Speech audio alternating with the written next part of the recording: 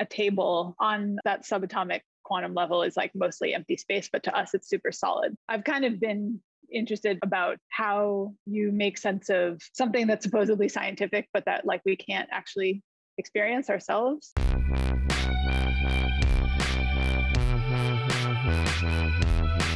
Welcome to What's My Thesis? I'm your host, Javier Proenza, and today my guest is Leah Beeferman, which I love the name. Do you have lineage? Is that like Smith being being a job title? I mean, well, the good story, which is not true, is that I have like Eastern European Jewish roots, and I think on my dad's side it's at least partially German. And the story, which is not true, was that they were all like metalsmiths, and they didn't have last names. And so when they came through Ellis Island, someone was like, "Oh, you're some big beefy guy. We'll name you Beeferman," which is a much better story. It's not true. And the true story we don't know, but that is a better story. So I still tell that anyway, even though we found out it wasn't true. So your dad is a beefy dude? No, he's not. So it's an ironic, lovely family story where you're kind of poking fun at your dad. Well, no, it's like whoever came over, great somebody, yeah. And maybe they were, but maybe they weren't. I don't even know. I think genetically, it's probably the chances are that they weren't, that you didn't have a giant at some point. I think my line is a bunch of short Cubans that came from Spain. So right, we were probably a bunch of short Jews that came from Germany and Latvia, Lithuania. Oh, really? Latvia and Lithuania? On my mom's side is from up there, and my dad's side is like partially German and maybe somewhere else, but we're not totally sure.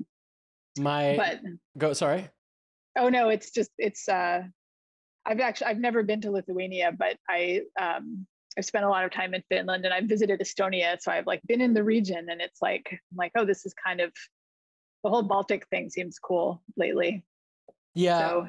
So, what's it called? My sister and I, our first experience with Latvia was we saw a bumper sticker that said Latvians do it better. And it tickled us so much. We had no idea what that meant. We learned nothing from that slogan. Right. About the culture, so we were very, very excited about it. Pretty good. They have good. They do have good skincare products for some reason. Oh, so wow. I wonder how that started. Maybe there's because in Cuba there's sugarcane, but that's very different. Right.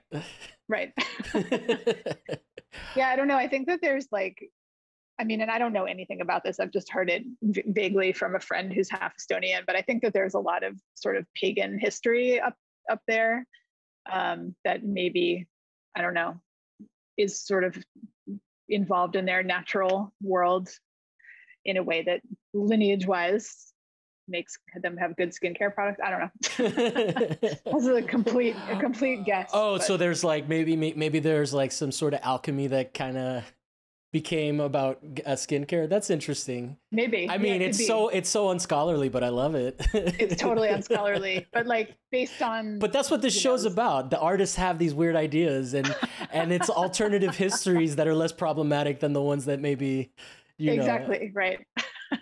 I mean, just good relationship to your natural world, and then you know how to use it.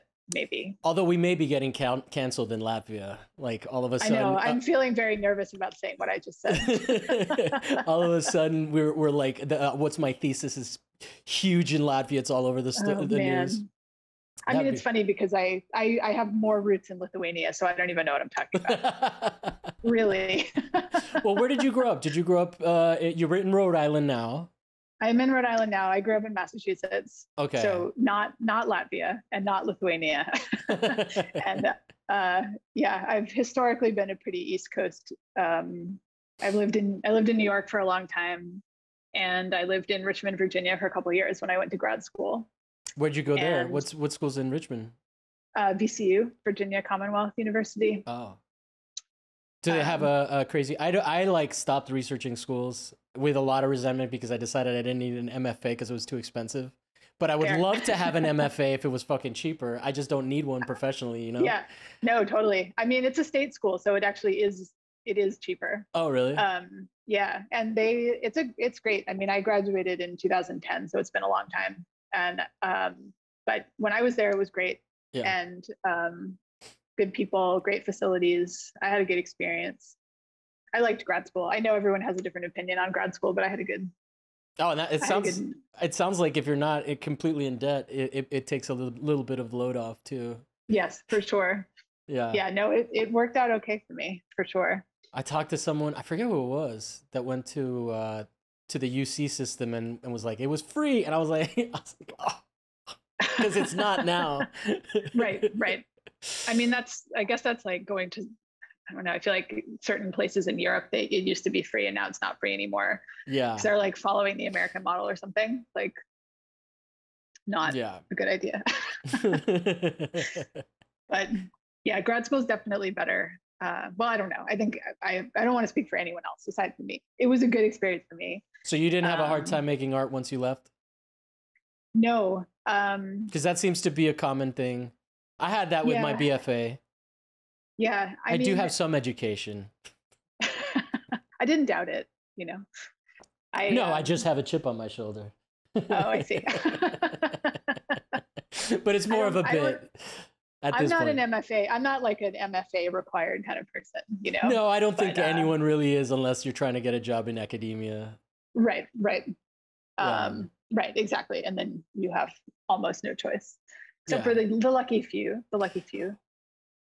So, okay. So then I guess we're around topic time. You seem very excited about it, which I'm always into because I'm always kind of surprised when people are like, I couldn't come up with a topic. I'm like, really? Anything? You couldn't think of anything that you like?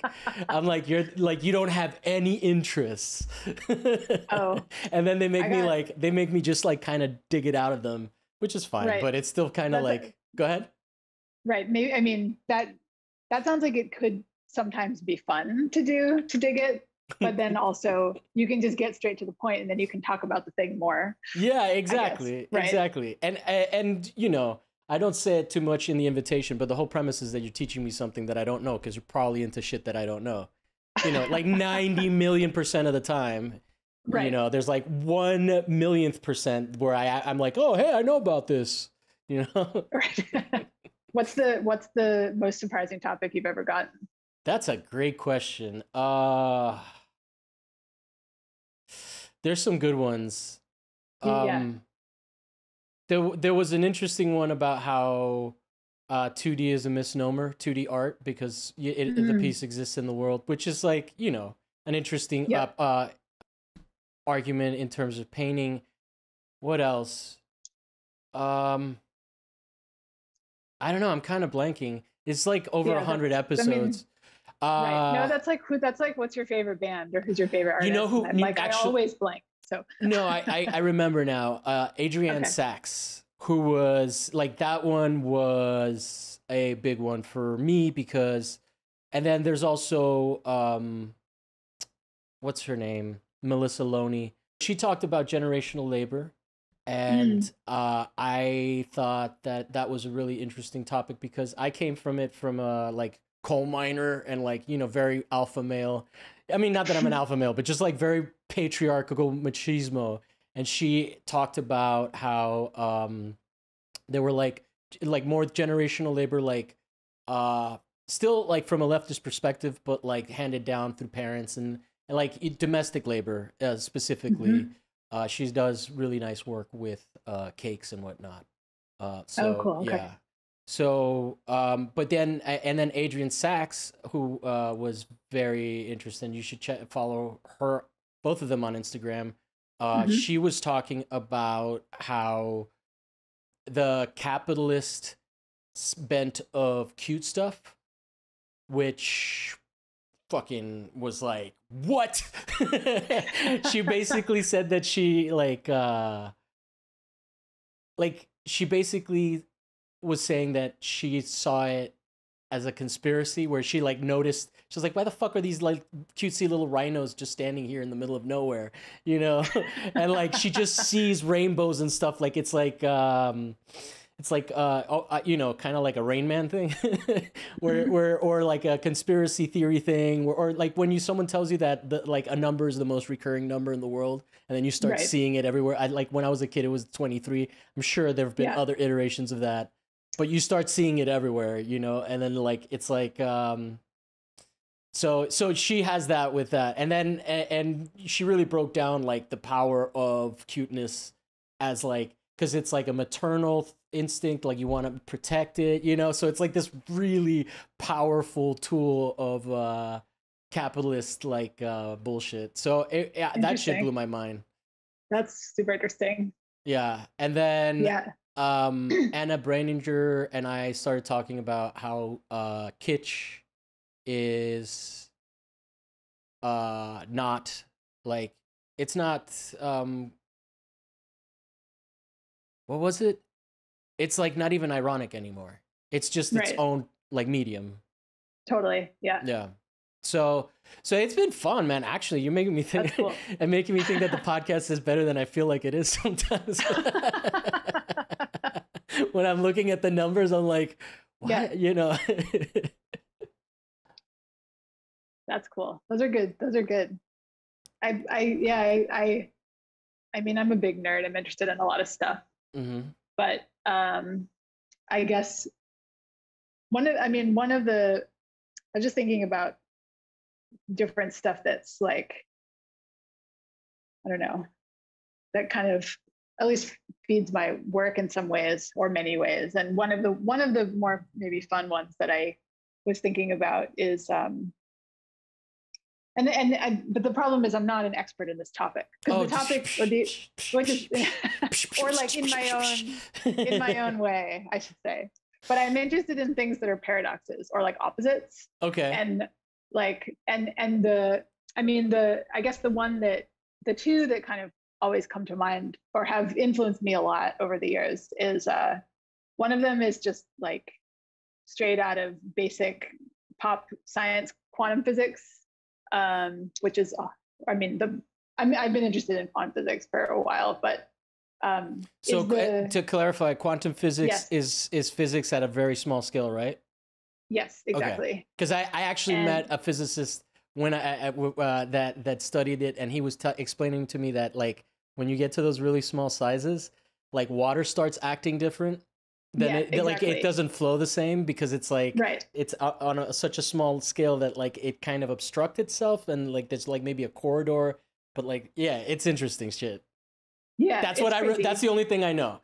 Okay, so school me. I know like a decent amount about it, but the sort of long and short of it is that like we expect matter to behave a certain way because it does for us. Mm-hmm. But when you get down to scales that small, it doesn't behave the way that we expect it to. And I mean, like one of the kind of main things about this is that an individual atom is like mostly empty space.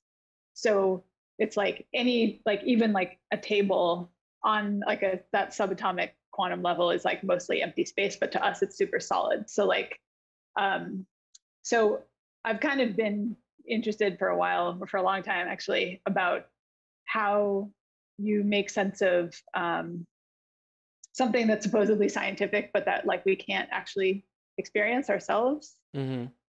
So we're like separate from our senses. But then one of the sort of other aspects of quantum physics that really has had a big impact on me when I read it initially, like probably 12 or 9 or 10, 12 years ago, is that empty space is not empty, it's actually dense, which maybe goes sort of against what I was just saying with the atom. Mm-hmm. But there's a theory that like the universe, that as we know it, or the Big Bang, came from a little fluctuation in empty space. You know, you have this space that's like a vacuum, it's supposedly super empty, but then there's these like weird fluctuations that will happen, and there's all this kind of activity that's going on, and the Big Bang was like a little fluctuation supposedly that then caught and expanded into this whole thing that we have. So the idea that something that can be totally empty and sort of totally active and dense at the same time really kind of captured my imagination at one point. And so I think that's also like gotten me interested in other things that are opposites. Yeah, I don't need to get like too deep into the like science side of anything, but that was well. I mean, I definitely have questions. So what's the density? I'll do my best. I mean, yeah, I know, obviously. Yeah, that's always a caveat here. So like, I know. What do you know what that density, like, how is that energy or whatever the fuck, how you would say it? See, you're in a good home. You're in a good space. Right. I will ask you dumb questions only. So I will try to answer them. But so the density, what is it? How do we measure it? What are they measuring that makes them know that that empty space is dense? Actually, I did a better job than I thought I would. That's a good question. I mean, the way that I understand it is that the density comes from, I mean, and this is like, it just gets so sort of abstract and weird, but apparently there's just all these little particles that are like flitting in and out of existence. And so it's like they're there and then they're not, and then they're there and they're not. And so it's these fluctuations that they can in some way track, which suggests like the activity. And so, and then the activity is like this sort of form of density in this emptiness. Interesting. No, so that also answers the question of what the fluctuations were. That like, that paraphrase helped me understand it a little bit better, because I was like, what's fluctuating? So just things are flashing in and out of existence, but this is super small particles. And so it's not, I'm imagining it, it's okay if you don't know this, it's probably not strobing all at once, right? Like it's I don't think so. Okay. And then, so this sounds like we can move into the paradox thing, because it sounds like this isn't the actual topic. It sounds like this is just the springboard that inspired what you're more commonly interested in. Okay, so then what was the second thing that you could tie this to, that you're like, okay, this is a thing. This is the thing. The paradox is the thing. Well, I guess there was even something prior to learning that, which then it's sort of related, but when I was in grad school, that was when I got sort of interested in science in different ways, and I started looking at scientific graphs, and I was thinking, like, this is funny, because if someone who knows how to actually look at a scientific graph looked at this, or not any scientific graph, because obviously scientists are specialized, but some sort of physicist could read this and look at this and be like, oh, I know what's going on here.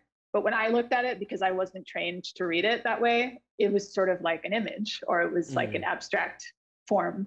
And so the idea that something can be informational to one person and abstract to another person, and so essentially that like information and abstraction are kind of the same thing, it just depends on the viewer,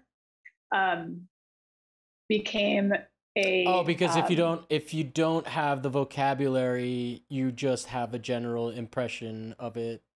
Okay, exactly. That's interesting. Yeah. And I started thinking about that as like, and I think I'm kind of I gravitate towards some things like, those are the two main ones, but where it's like, these two things are not supposed to be the same. They're not supposed to be, like, emptiness is not supposed to be active or dense, and information is not supposed to be abstract, it's supposed to be telling you something. And so then it like complicates the definition of information for me. And I think with emptiness and density, with that one, I thought, well, that's interesting, because those are also like formal terms that artists could use. Like, this is an empty area, and this is a dense area. And I was like, there's a lot to explore, sort of thinking about like the relationships between these two kind of categories almost, or like, so yeah, those are the main ones. But Um, So I then, think it's led me in. oh, go ahead. Yeah, it's led You were me going to into. answer my question, so go ahead. I mean, in terms of my work, I guess it's like led me into working with photography, but also with like abstract kind of drawing, and those two things don't really quite go together either. So They're not you are you necessarily paradoxes, but photographing drawings? Is that what you're saying? Or are you drawing on no, photographs? I'm drawing digitally in ways that like reveals parts of photographs and Okay. obscures other parts of them. Oh, okay. Yeah, which is like a pretty simple process technically, but It's like a masking process. it is totally masking. Yeah. Okay.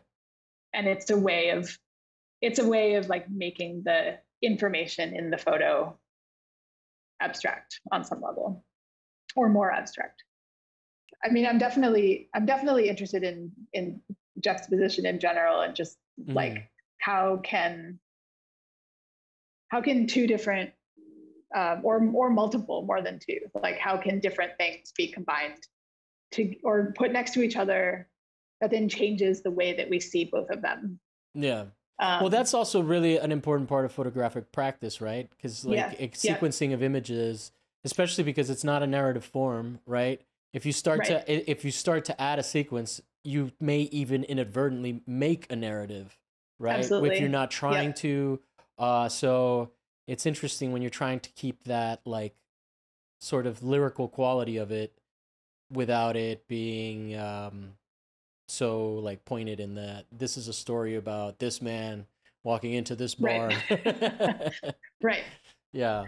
No, for sure. So then how long have you been working with this process? It's evolved. I mean, I guess when I was in grad school, I was making very different work when I was in grad school. Although when I look back at it now, I think my concerns were similar, but just the output was different. And yeah, I mean, I've been working with like a similar process for a long time, maybe for like 9 years or something. But the last 2 or 3, I feel like it's sort of found its like its most I don't know, effective, this is a weird word, most direct. Well, I mean, form. Effective is basically because it's always a form of it's always a form of communication if you're trying to. I agree. Right? Yeah, like I totally agree. I mean, even if what you're trying to communicate is ambiguous and ambivalent, like you're still communicating. Yeah. So is that what are you looking for like what are you looking for in terms now that you found some success? Are you looking for ambivalence? Are you looking for certainty, uncertainty? Are you looking for people to be like, hey man, I totally get it. Hey Leah, I got it. This is this. This is this. You nailed it. I'm gonna walk home with this knowledge. Or I mean, no, I'm definitely like I'm not an I'm gonna tell you everything kind of artist. I'm very much like I'm gonna probably tell you. I mean, I guess it depends if you're listening to this podcast or not, or if you're like, because my work doesn't tell you a lot. So it tells you sometimes it tells you some things. And I think that, I mean, to answer your earlier question a little bit more, I mean, I think that maybe more than directly kind of seeking out other paradoxes to sort of actively use, it's more about exploring different manifestations of those two. So like,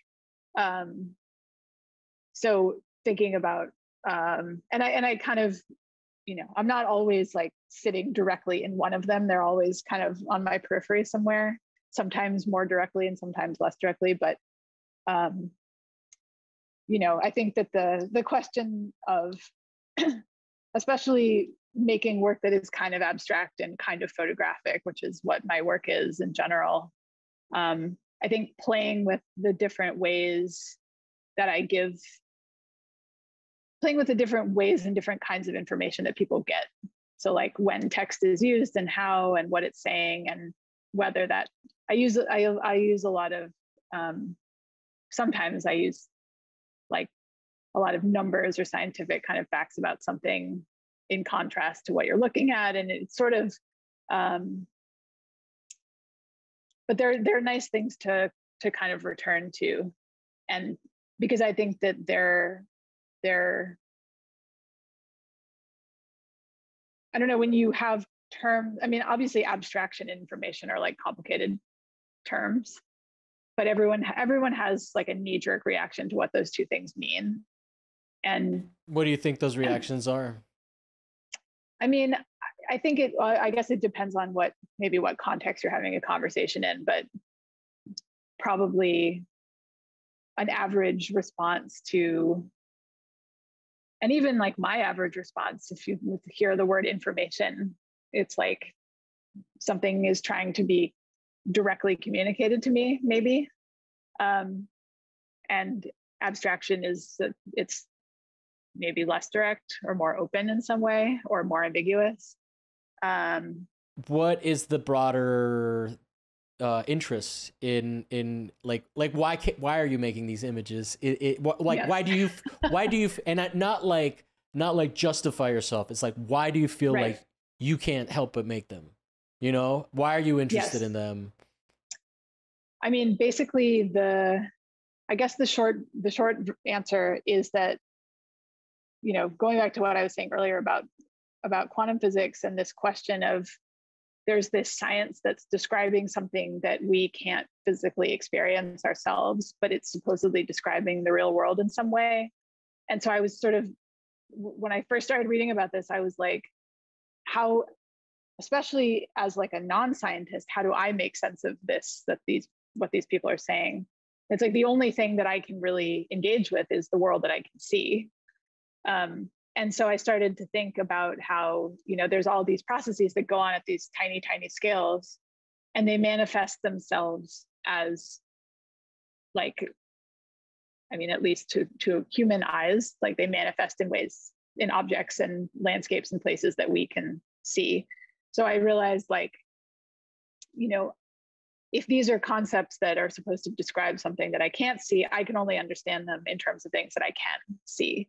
And so I started, I think the first thought that I had was like, it's like, oh, well, maybe the ocean is a version of something that's both empty and dense simultaneously. Like the ocean is, well, I mean, we know it's not empty, we know it's full of stuff and it's full of water. But I think also in terms of like, you know, thinking of a vast space that kind of exhibits these multiple properties, like that was at least sort of caught my imagination as a starting point. And so then I started thinking, well, you know, all of these plants and landscapes, like these are gradual manifestations of all of these smaller scale processes. And so to be able to look at them as, you know, the result of a bunch of quantum stuff and a bunch of geological and biological and chemical like things happening over a period of time and resulting in this, it's almost like all of the different possible forms of physical processes. It's interesting. It sounds like you're talking a little bit about like the site being the user interface versus like the back end being like all these processes of you know. Oh, am I gonna start spinning? I'm trying to not anchor myself with my foot. I'm worried that this chair is gonna go just spinning around. Yeah, that's really interesting. So I've been holding off on doing this because it's sort of related, but it also is like a little wooey, but kind of not. Do you know what Skinwalker Ranch is? No. Okay, so it's interesting because it has to do with all these. It's basically I think it was the Cherokee cursed the Utes in the Uinta Basin because they were it was like something where I think it's the Utes. But it is the Uinta Basin. I'm sorry if I'm mispronouncing the name of the tribe. That's very disrespectful, but I'm doing this from memory. So the Utes. Let me fucking look it up. I'm not. I just feel so weird saying that. No, it's fine. I mean, I'm still concerned about my Latvia comments. So Are you really? kind of. Oh no, I was totally teasing you. I'm a very concerned person, you know. No, you're fine. No, you're it's fine. Cool. Skinwalker Ranch. Legend, Vengeful Shamans. What is the name? Fuck, why won't they just tell me what the fucking tribe is called? Because that's too easy. Oh, fuck you. I mean, I guess if they're not going to tell me, I don't have to know it. Why is it so hard to find out? Anyway, so it's one tribe was selling Navajo. I'll just do it like that. One tribe was selling Navajo into slavery. And then the Navajo, this is in northern Utah. Upper northern corner. I forget what the name of the area is. It's surrounded by all these, like the ranch is surrounded by all these tribes. Or by this tribe, the tribe that I can't fucking find the name of, so I'm not gonna say. and so they curse them, and basically the legend is that there is the legend is that there are these skinwalkers. They're basically these shaman that can turn into animals, but they just did a show, and I was watching it earlier, and I like paranormal TV because it can be kind of kooky. But this was interesting because they did catch some UFOs, and they've caught some like really weird radiation. It's like a reality TV show.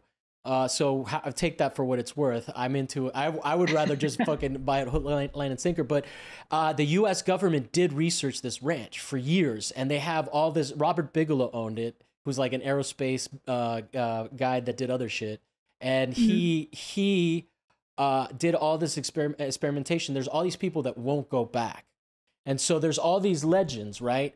And you hear them, and they seem kind of crazy, but then you find out that like they dug in one spot. And then this guy gets like this big fucking bump on the top of his head, and he's hospitalized, almost dies from it. And they start doing all these measurements, and there's this weird radiation that's like hovering. So basically, what they think is that, and I'm spoiling the show, but it's definitely worth watching. They think that like the Uinta Basin, is shaped in such a way that it's like a satellite dish. Because there's talk of portals. Basically, the UFO that showed up is just this thing that came up, and like comes into existence and then goes away.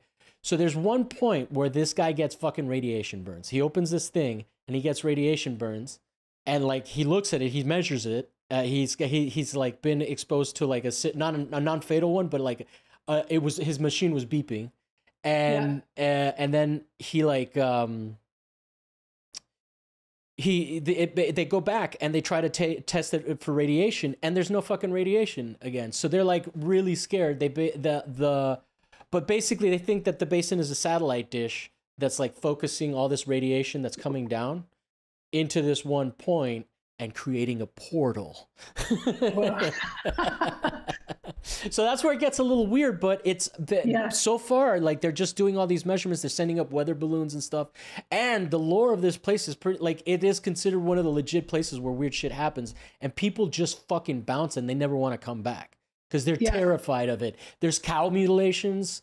In the middle of the day, they'll see a cow, and then later on, the fucking cow is like completely mutilated, missing its ears, and so then they like. But it's all this weird shit where they're like, it's not like ghost hunting where they're using like, they're like actual scientists, they're astrophysicists that are like measuring radiation and stuff. And it's like there's parts where there's like a helicopter hovering and they can't figure out what it is because it's not using its transponder. And they fucking, and like they realize that like the government is watching them, because they later get approached by Intel to like kind of monitor what they're fucking doing, and that's a place that they like. There is classified documents there, so it's really interesting. Like all of the stuff when Bigelow was like That was government research. There's all these audio tapes of just people going like, what the fuck is that?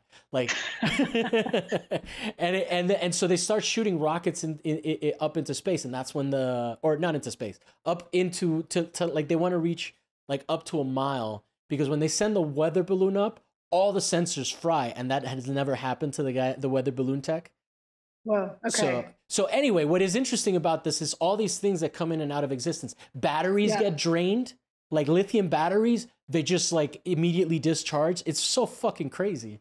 That's crazy. Yeah. Anyway, that's a little bit more wooey because there is like, right. like there, like we're talking UFOs and shit, but there is, I don't know if, I think it's, there's a guy, I forget what his name is, but there's a scientist that also studied UFOs, and now it's a little bit less kooky, you know. But there was a scientist that studied UFOs, and he basically says that he thinks that UFOs are something like fairies, you know, and we're just interpreting them with our current contextualization of reality, right?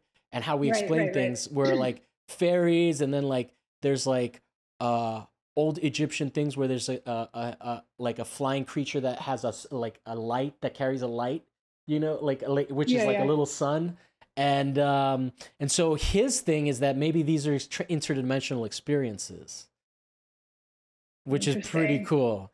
And then go ahead. Oh no, I mean it's funny because I just started reading this book that my dad loaned me. My dad used to be a physicist, like before I was born, then he changed careers, but he's still interested in it. And he loaned me this book, and this guy is basically like, I mean, I just am in chapter 1, I'm not very far, but he's talking about like why he believes that quantum physics can't be right. Just because it's not something that there's like, I don't know, I don't want to try to explain it because I'm only in chapter 1, but basically, I mean, Einstein didn't think it was right either because he had problems with it. And so this guy's in the same lineage. Anyway, but it's funny because he was sort of saying this thing that reminded me of some stuff I had thought about a little bit before, which is, you know, the line between when you're dealing with stuff that you can't directly observe, like the line between sort of speculation or like mysticism a little bit, you know, is like, and science butts up on it in this realm because it's like there's only so much that we can actually know about these things at these, you know. And so it's funny because I've made kind of I have a really good friend who's a curator who's like super interested in science fiction, and I have a joke with her that like some of the stuff that I would read in these books that are just explaining different possible theories for the universe, like string theory or like multiverse, like the multiple universes, you know, it's like, I'm like, well, that's also science fiction, and it's sort of being presented in this scientific context. And I mean, it's funny sort of, and it's not, this is like not remotely meant to be questioning science. I don't want to be clear, it's like not but I think that it's just, well, I think people misunderstand what science is. Go ahead. Well, it's like the ways that different people deal with things that we don't understand or can't understand, you know? And so it's like, well, that's what I really enjoyed about this series. It's on Netflix. I watched the first episode, the first season. I'm not like gonna. It's a History Channel show, so but it's reality TV. It's junky, you know. Yeah. But totally. the guys are pretty interesting. They seem to be somewhat qualified, and they're approaching it like, what I like is that, I mean, okay, full disclosure, I'm also into like shit like Hellier, which is a series where they're like, they do use spirit boxes, which I don't know if you know what that is, but it's basically a radio. It's a radio it's like totally unscientific, but it's a radio that switches through FM frequencies or AM frequencies, and at a very fast rate. It's just like, and if the theory is that if it like connects words together, you know, it's impossible. It's a spirit must be talking, right? Rather than just being a random coincidence. Right. I'm into it. It's fucking fun because they're like a Ouija board. Yeah, exactly. Ouija boards Right. are terrifying Yes. because of what they do to people psychologically at the very Right. least. But there's like shit like elementals where like you don't even fuck with that because psychologically, even if it's just psychologically, like you can summon shit with Ouija boards. But with this thing, there is one fun series called Hellier where these guys use that spirit box and they do something that other people hadn't done before, which is they use noise canceling headphones so they can't hear the people that are outside. And the people that the guy that's listening is just repeating what the spirit box, what he can understand the spirit box saying. Okay. And the people outside are asking questions. And that gets very exciting when they sync up. But that's total bullshit. Right? Like that I mean, that is fun, and it is related to high strangeness, which is sort of what Skinwalker Ranch is about as well. But what Skinwalker Ranch is so specific about is that like there's like quantifiable shit that you can measure, right? And like they're basically collecting data, and they may be coming to like weird conclusions, but the reason is because all the shit that's happening is so weird they have to combine it, you know. But then they they thought like there was a spooky, well there anyway, I don't want to talk entirely about the show. What I like about it is that what I like about all this shit, first of all, we know that like there's something going on for sure that we don't know, and it's not like ghosts, you know, where like you can't show me a video of a ghost, or you have to be like, oh my god, that flashlight flickered. Right, totally. But it is interesting, the concept of things things coming in and out of existence, right? Yeah, for sure. That is an interesting concept which you kind of triggered, because it seems like that is kind of the nature of things to begin with, right? Like we're like, but then the idea of parts of me coming in and out of existence, like would that also be, or is that not biological matter? I don't think it's biological matter. I'm pretty sure it's like yeah. I mean, it does. I will admit that sort of the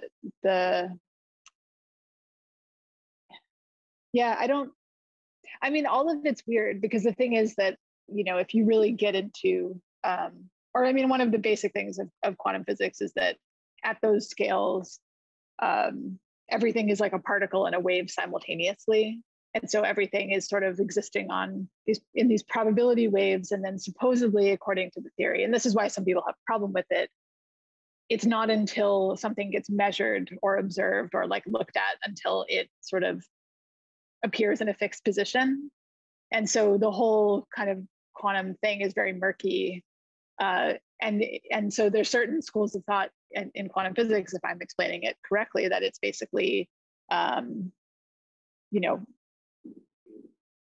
it's like this active observation or measurement sort of fixes things, which is a weird concept to, I mean, for people who would believe that there's a real world reality that exists, that is fixed, which is what most of us think is true. You know, this kind of counters that. But then that's also, so, and I don't know, I mean, I think for me, like, there's obvious like philosophical implications in all directions from this kind of stuff. But I think that I'm more interested in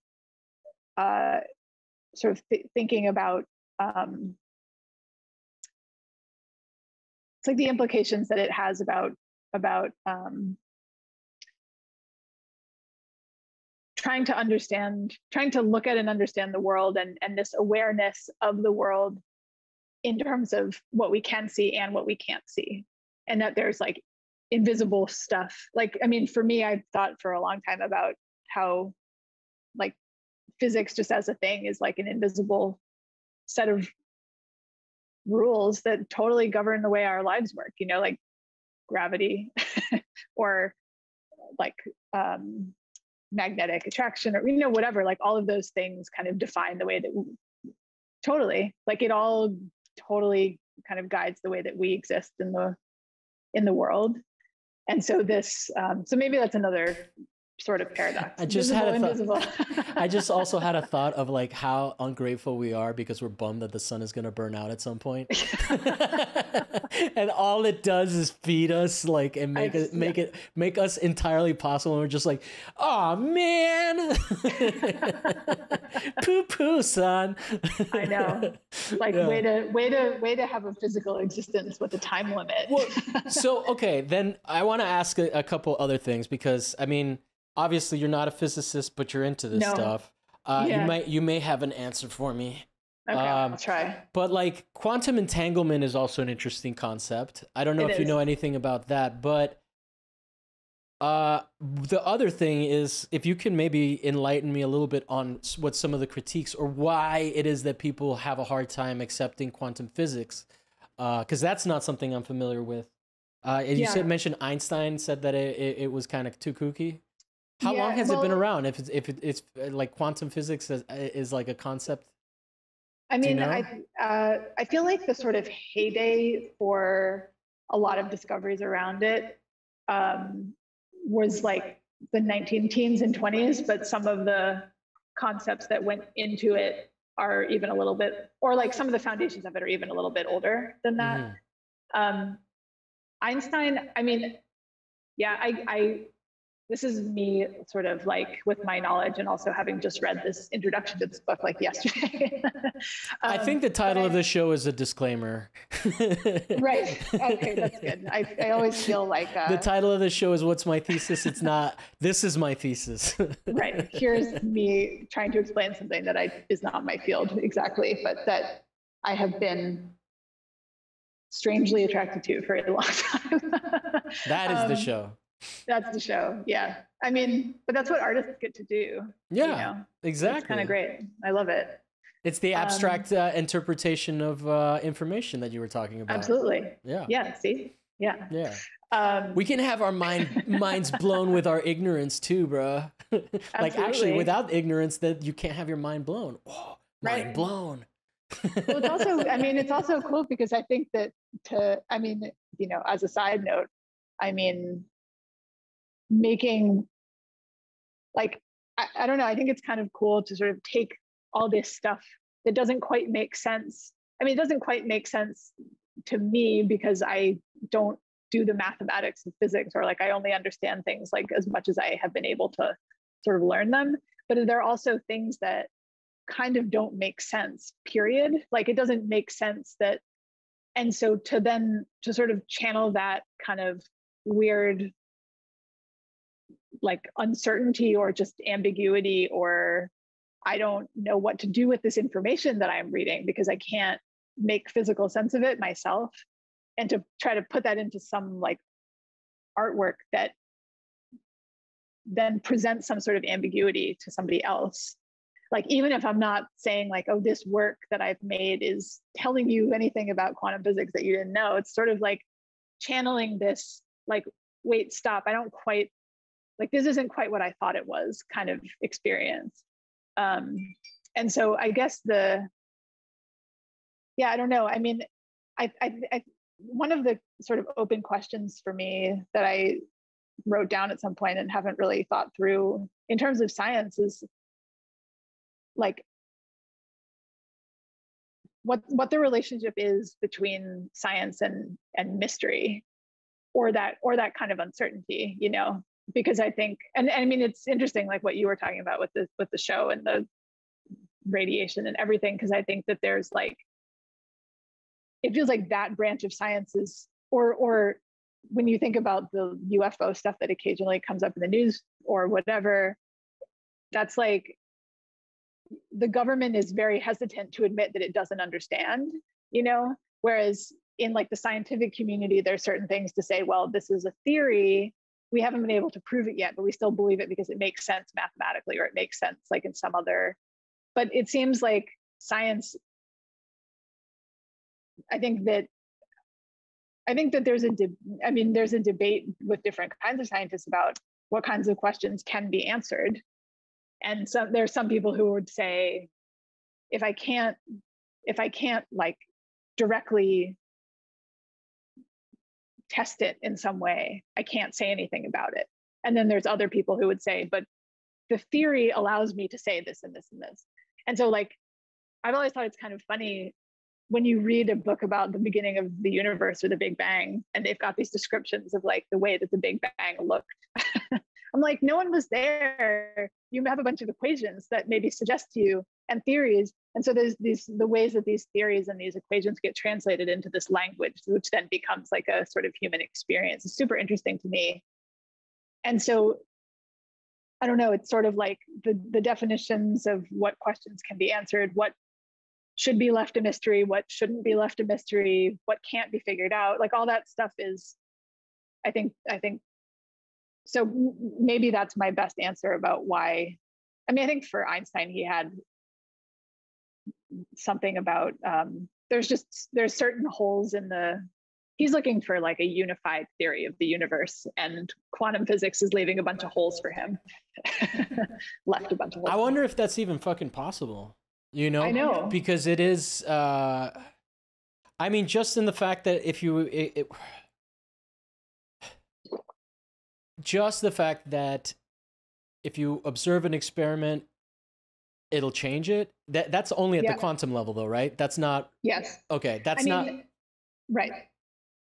I mean, how the fuck do you get, how do you even test for that? That gets to the point where we're dealing with that almost paranormal shit where we don't fucking understand.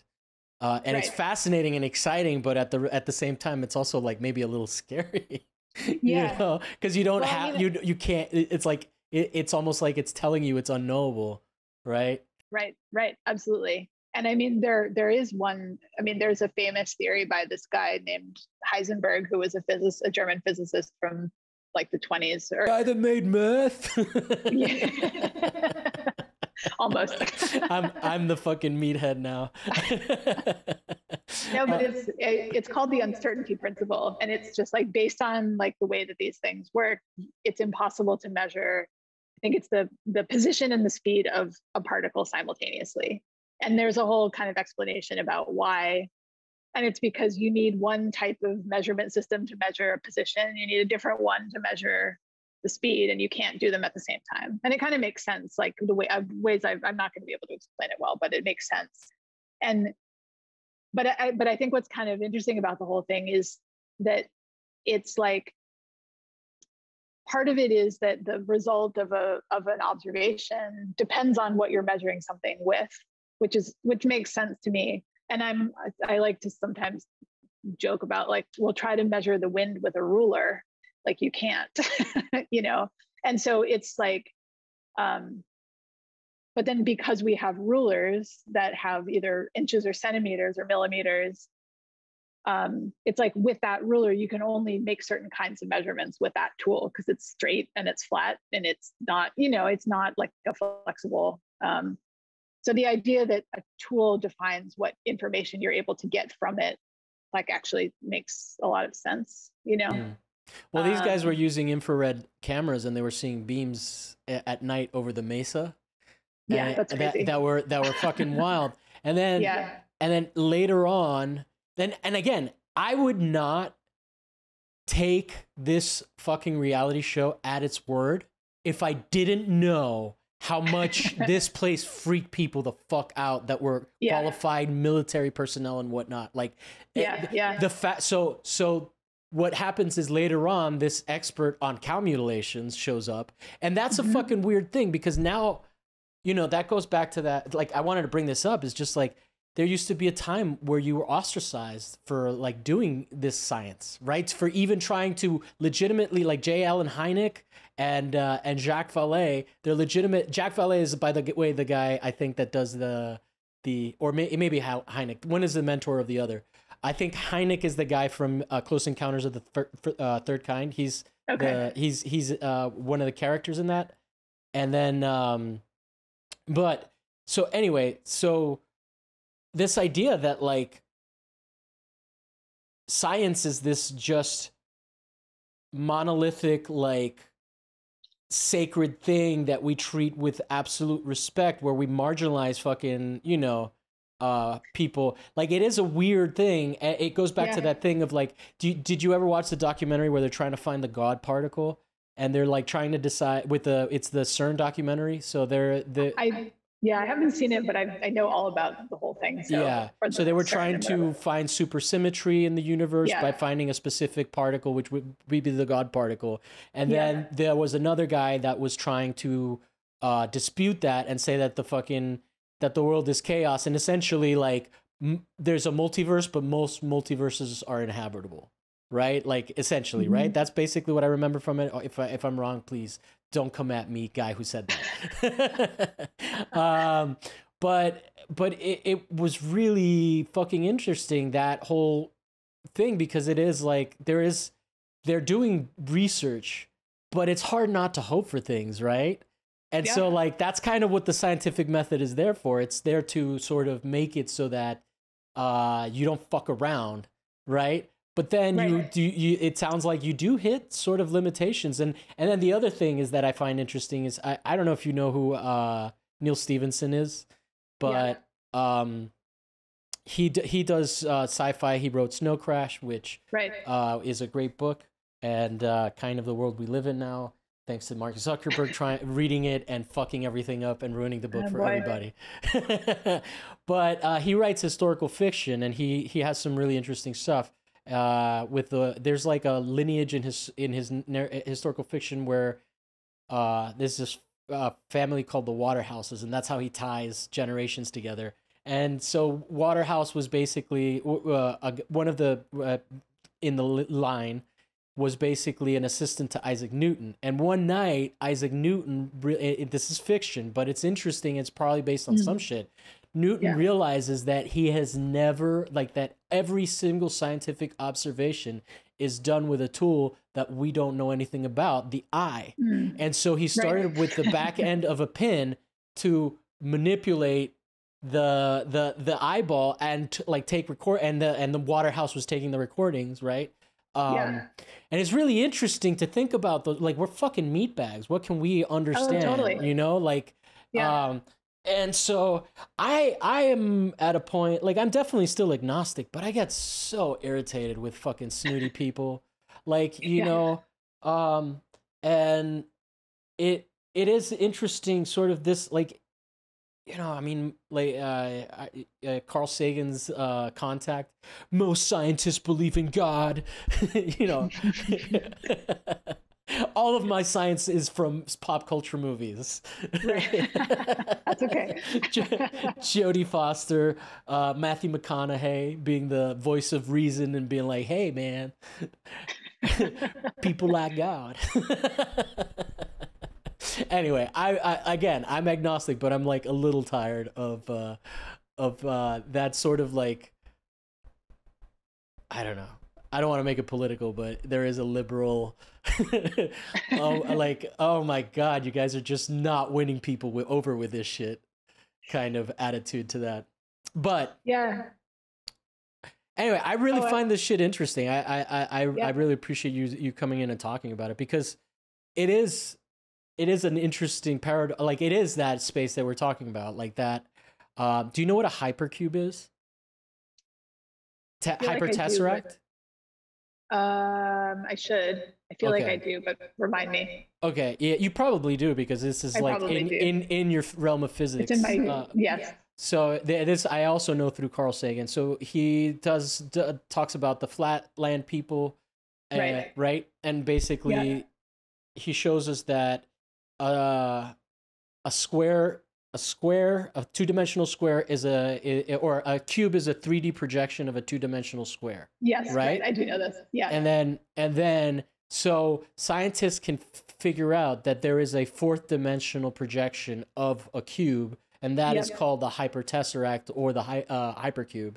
And basically it's fucking weird. Look it up. I definitely encourage you to Google it. I think I've seen it, because you know this artist Taube Auerbach. I think that she did something. I mean, it's such an interesting object that I'm sure there's plenty of art, and that it's all fascinating, because it is about this thing that we can't conceive of. So basically, what the hypercube is, what we see is the shadow Like what we can recreate is not the hypercube itself. We can create its projection onto our place. So I misspoke. When you hold a cube and it casts a shadow, that two-dimensional shape on the two-dimensional surface, that is the projection of the three-dimensional cube, right? Okay. And so what we have access to is the shadow. That's what the hypercube is, of what that actual afforded, because we can't even perceive it. Right. Which is fucking crazy, bro. It's crazy. Well, I think that's like, I don't know. I mean, it's funny because I was talking to a friend, or we did a little interview book last year or this year. And we were talking about like, how can you, I feel like this idea of sort of being an expert, or no, that's not what it is. It was like, how can you look at something and be aware that you can't understand everything about it, but still engage with it as like what you can? And I think that a lot of people feel about science that like they don't understand all of it, so they can't understand any of it. And I think people feel that way about art too, where it's just like, I don't understand that, so I can't engage it. And it's like, no, it's meant to be engaged, whether you understand it or not. That's like the point. And so it's sort of like, I don't know, it's almost like, how do you allow for that default experience that there's just things that you don't know or things that you can't know, and go about the world and try to figure out what you can know. And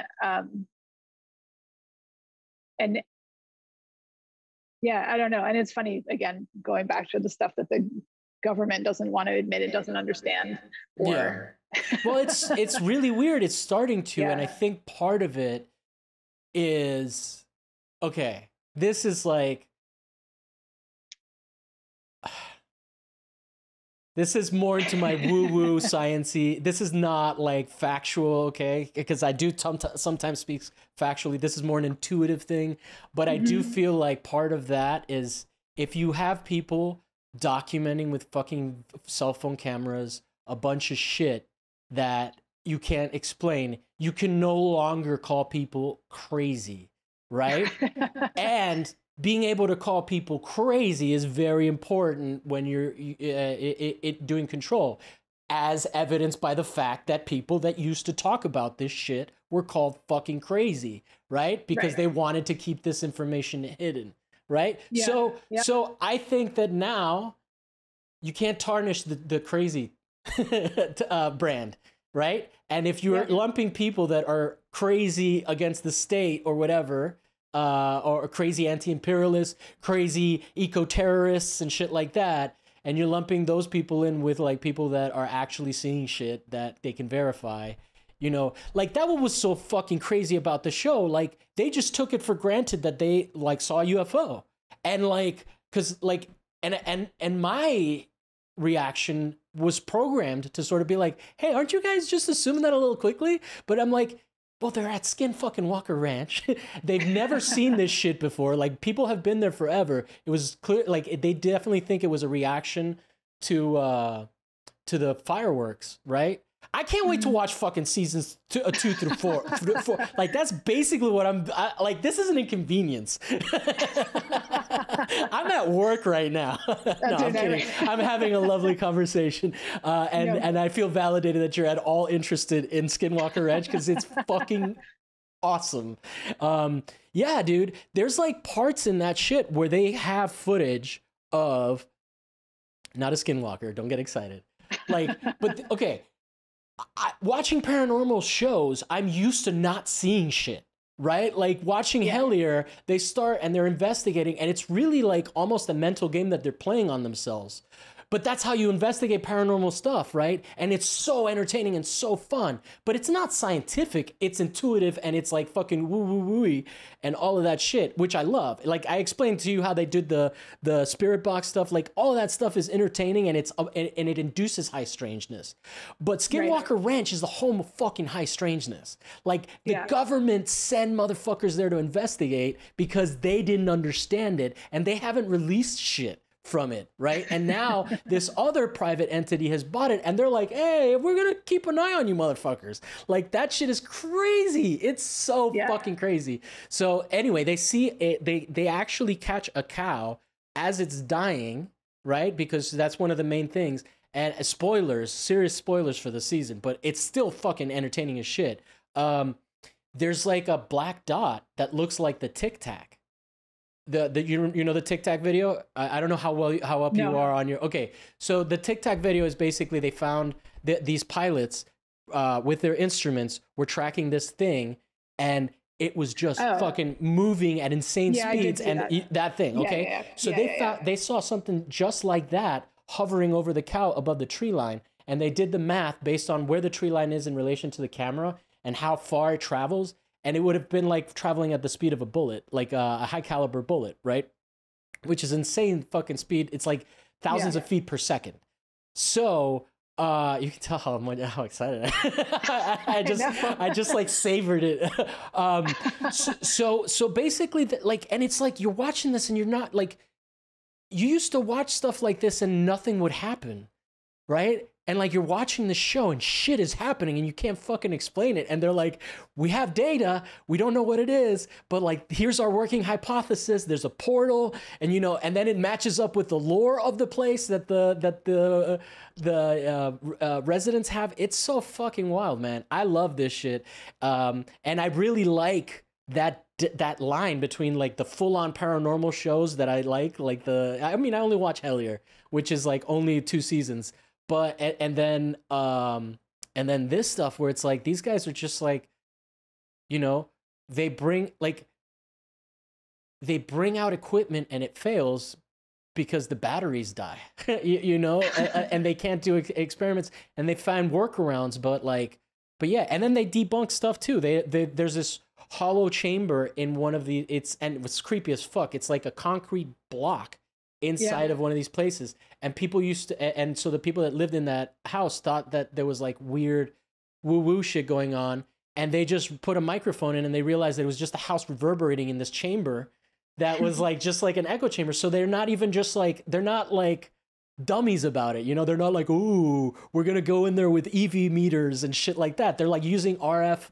It's fucking crazy. I'm like, anyway, I love this conversation because I feel like it sort of validated this interest in like the on the quantum level, things are like disappearing, and we definitely are in that space of just like not like, I like that we're okay not knowing stuff and that we're almost excited about it, right?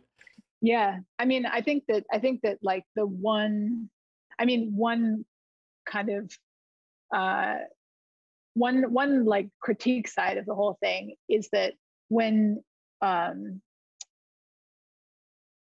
everything starts to sort of depend on who's looking at it and how they're looking at it, then that sort of on a philosophical level will like infiltrate society in the way that it maybe has, in terms of now everyone is like, and feeling like that's it. That, I mean, it's an easy, I don't want to say easy, but it is a way of like, I think there's a really fine line for me about being like, yeah, there are these moments when science can be totally uncertain and or messy and or weird, but that doesn't mean we can't trust it like otherwise, you know, or trust many things. And so it's like I think it's like a murky, it has the potential to get kind of murky in a way that I like had a hard time with it for a little while, just like, okay, you know, that all might be true, and we don't, I mean, is it true? It seems to be true, but who knows?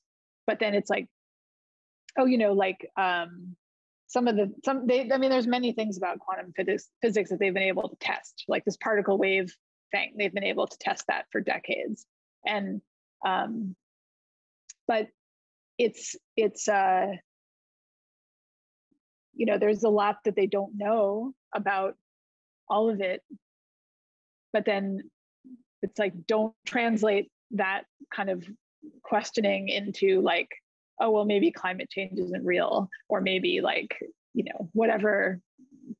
Do you think people like on a personal level buy that shit, or do you think that propaganda is effective? Because I think that like, I don't know that it's as one-to-one as that.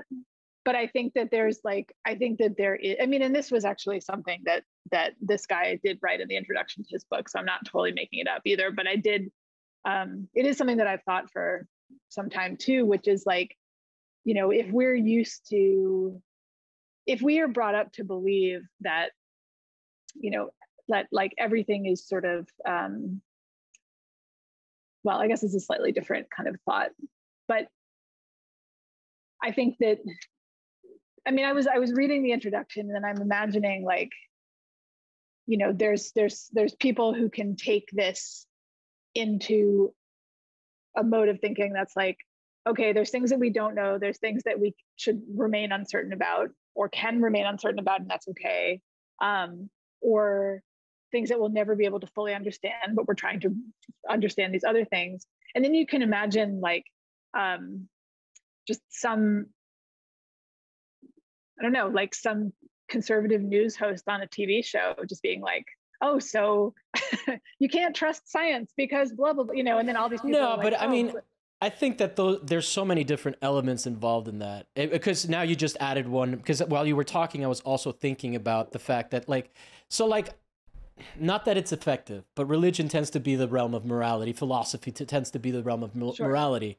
Yeah. I think that one thing that is a bit problematic right now is that science has been equated towards morality, with morality. And if we look at the fucking scientific world, I mean, we don't even have to go, hey, we got to the moon because of Nazis. You know, we can also right. just go like the science of food chains is pretty fucking brutal. It's not moral, right? Like the how science works is not a happy place for like, you know.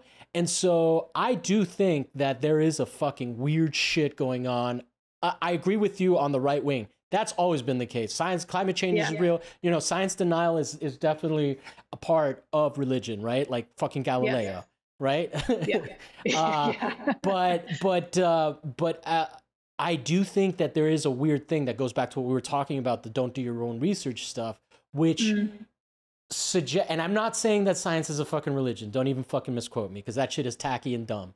But what I am saying is that there is a conflation that science is somehow moral. And if you look at it very specifically, there's no morality. It's like the realm, it's like law. Law is not moral. Law is fucking whatever. I'm not gonna finish that sentence, but you get what I'm saying.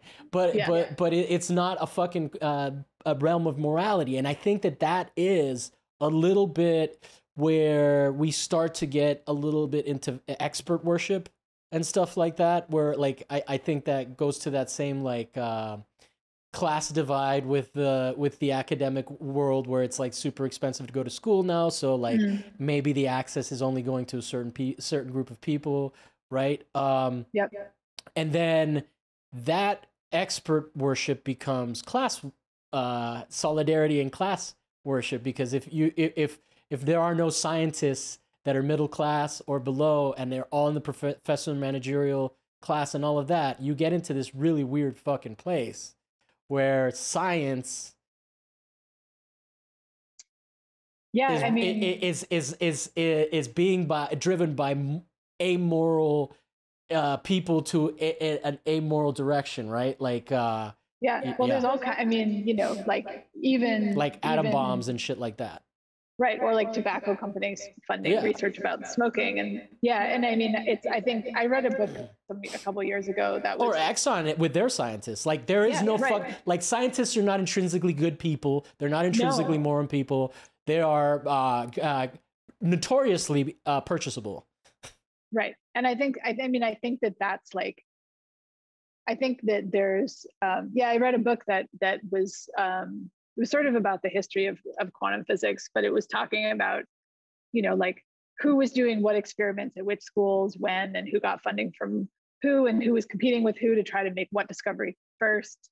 And it's like, that's kind of the side of things that the general public doesn't usually hear about, that it is, you know, and so I think that, I mean, it's super complicated, because then there's also like scientists who don't want to listen to indigenous people who have been making the same observations for centuries, or like, or decades or whatever, depending on the issue.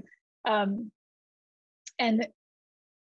you know, because the methods are different, it's not science, even though like the outcome is the same or whatever. And so it's like, I think that it's super complicated in so many ways. And that I mean, I guess for me, like I want to feel like, just like with any kind of institution, that like there's certain parts of it that can probably, I mean, it depends on the institution, I guess, but it's like, you know, with science specifically, there can be a lot of problems with it, and there can be a lot of things about it that are still important, you know. And so I don't know that. Well, I think it's the other element that you brought up when that I never got back to, but it's the press. The press is like, on one side they deify, and on the other side they what's the opposite?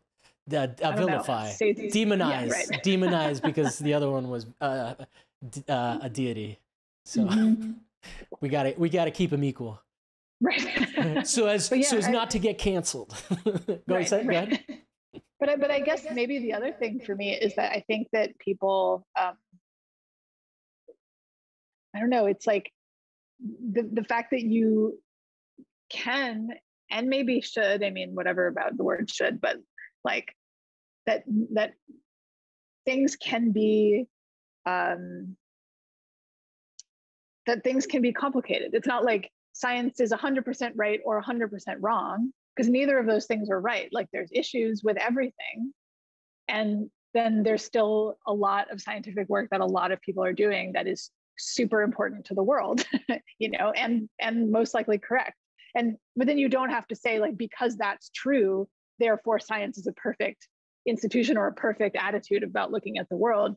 And so I think that it's like, well, and there's always financial incentives that corrupts the direction. Like, why aren't we, you know, what's the funding for solving poverty, like, you know, for solving hunger and all of that? That's not what we fucking invest our money in. We invest our money in shit that's profitable. Like, it's that. Absolutely, yeah. Did you watch Idiocracy, the Mike Judge movie? No. He posits that the reason that society gets super dumb, this is in like the Bush years that the movie came out, is because scientists only get funding for hair loss and erectile dysfunction. And then the rest of the sciences just get dropped. Right. Well, but it is like, I mean, the I don't know, the like the down to the 23 down to the andme. details. Yeah. Go ahead. Sorry. 23andMe is like that shit is pseudoscience, right? Yeah. Yeah. Like, it's these home kits that people are sold with, and it's like I remember. Oh my god. I had a friend who used to say this, and it annoyed the shit out of me because it was a thing that was in all commercials in the 90s. It's like, scientifically proven. Right. What the fuck does that mean? Right. Yeah. Just ask anyone with a, yeah, I don't know. It's a good question. And so but it's crazy because there's like the people who don't believe in it. There's the people who see that it's like being swayed by funding and it's, yeah, I don't know. I mean, it's this whole thing has been interesting for me because I think that before I started learning about the details of quantum physics, I was like, yeah, I will trust this institution, and I still do, obviously, but I think it allowed it, like learning about these aspects of it, both in terms of the weird, unobservable or difficult to explain stuff, but then also just in terms of like competition and funding and research and academia and all this kind of stuff. It like sort of helped me see it in a way. It allowed it to become complicated, which I think is a good thing, you know?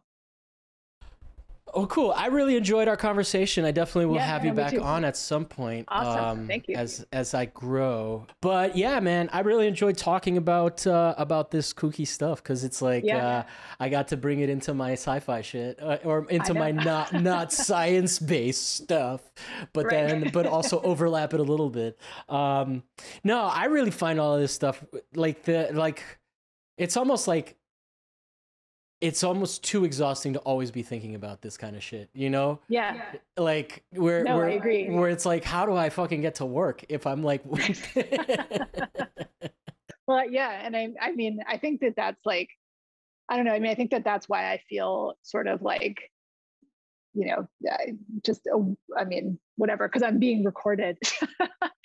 Like it feels important to say that, like, but yeah, that at the end of the day, when I just like need to get up and go to work or go do whatever I'm doing, that like the place where I default is that I do trust this thing called science, you know, and that like as much as of like these kinds of like thought experiments or thought avenues and like spaces for my work and my sort of different explorations and like I mean, it's actually funny because I've talked with a lot of different scientists over the years, just that I've met kind of different projects and stuff. And some of them are like fully down to talk about these like larger kind of philosophical questions that this stuff brings up.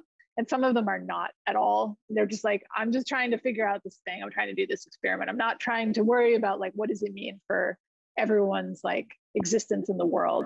Well, maybe they should do that more so they don't fucking blow people up. Jesus Christ. I mean, in that context, definitely.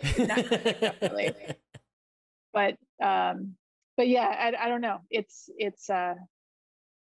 like as murky as everything can be.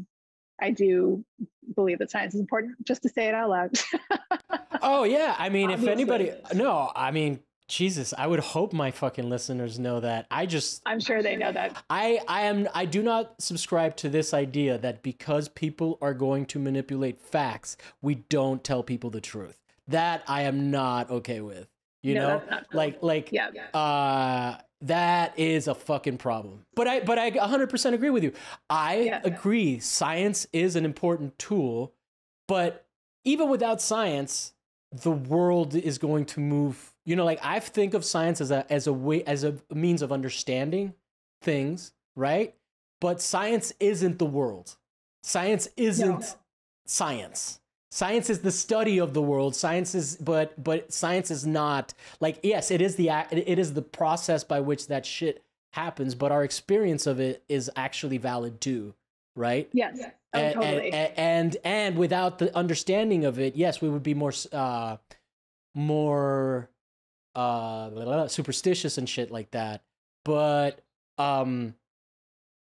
that's why I do this show, because I don't know anything.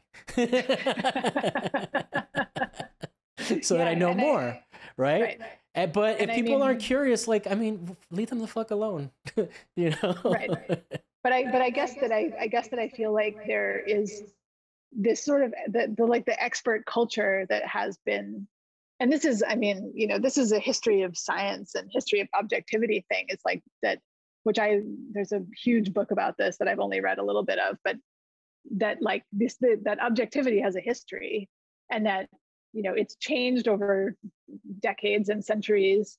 And, you know, the idea that there are trained experts who know how to look at certain things and that no one else knows how to look at those things. Like, you know, obviously when you go to the doctor and you have some imaging done, you want that person to be an expert in reading that image so that they diagnose you with the right, I mean, you know, like that's, but the idea that I think a lot of, that there's like, well, I'm not an expert, so I know nothing and I don't need to engage with any of it, is kind of like, it's like, and I've read stuff about this that in the news too, just like the average person's skills in math. And, you know, I mean, I forgot all the math I learned in high school, probably. Right, it was there. But it's like, I think that just feeling like, okay,